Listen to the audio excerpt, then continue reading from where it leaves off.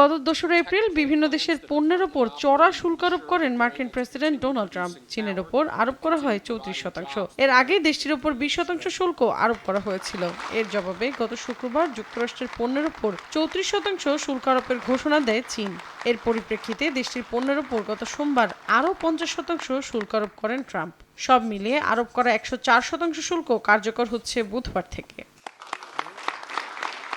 মঙ্গলবার হোয়াইট হাউসের press secretary Caroline Leavitt বিষয়টি নিশ্চিত করেন। এরপর থেকে যুক্তরাষ্ট্রের পুঁজিবাজারে আবারও দরপতন শুরু হয়েছে বলে জানিয়েছে সংবাদ মাধ্যম CNN। এর আগে এই শুল্কের তীব্র সমালোচনা করেছিল চীন।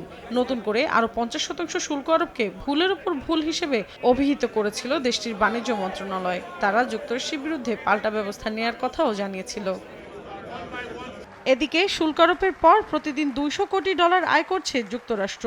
মঙ্গলবার এক বিবৃতিতে এ তথ্য দেন মার্কিন প্রেসিডেন্ট ট্রাম্প। তবে এ বিষয়ে বিস্তারিত কিছুই বলেননি তিনি।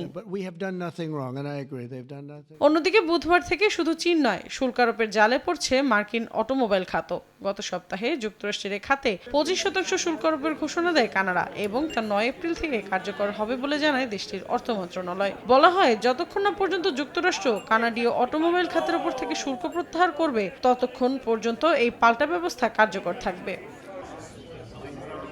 মৌসুমীর সাথী, সময় সংবাদ।